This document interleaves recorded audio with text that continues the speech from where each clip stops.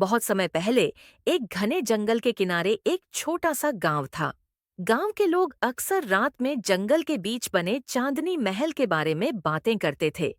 कहा जाता था कि वहां सदियों से कोई नहीं रहता, लेकिन पूर्णिमा की रात उस महल की खिड़कियों से चांदी जैसी रोशनी निकलती है और धीमी धीमी संगीत की आवाज सुनाई देती है। गांव के लोग डरते थे, लेकिन 17 साल की अन्वी अलग थी। वह बहादुर, जिज्ञासु और हमेशा सच्चाई जानने की चाह रखने वाली लड़की थी। उसके लंबे काले बाल हवा में लहराते और उसकी आंखों में चमक थी। एक दिन उसने ठान लिया कि वह चांदनी महल का रहस्य जरूर खोलेगी। पूर्णिमा की रात, हाथ में लालटेन और गले में अपने दादी की दी हुई ताबीज पहनकर अन्वी अकेले जंगल की ओर निकल पड़ी। रास्ता लंबा था, पेड़ों के बीच से ठंडी हवा बह रही थी और कभी-कभी दूर से उल्लू की आवाज आती थी। जैसे ही वह महल के पास पहुंची, उसने देखा कि महल सचमुच चांदनी में नहा रहा था और उसकी दीवारों पर पुराने जमाने की नक्काशी बनी थी। भारी दरवाजा खुद ब खुद खुल गया। अंदर कदम रखते ही उसने देखा कि दीवारें चमक रही थीं और हवा में गुलाब की महक थी। अचानक एक नरम आवाज आई, "अन्वी, तुम आ ही गईं।" उसके सामने एक सुंदर महिला प्रकट हुई, जिसकी सफेद रेशमी पोशाक थी, लंबे चांदी जैसे बाल थे और आंखों में अजीब सी गहराई। उसने बताया कि वह इस महल की रक्षक है और सदियों से यहाँ फंसी हुई है।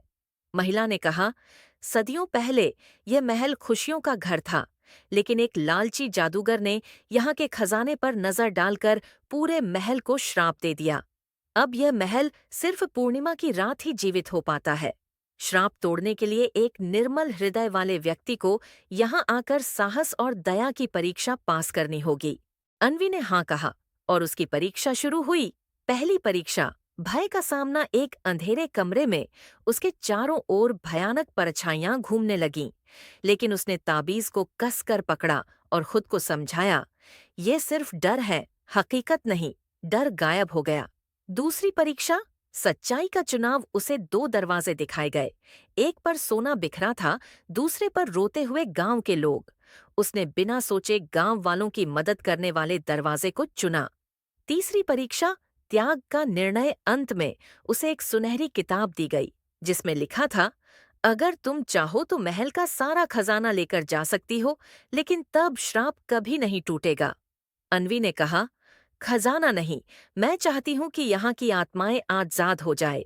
जैसे ही उसने ये कहा, महल में सुनहरी रोशनी फैल गई, संगीत तेज हो गया और हवा में मिठास भर गई।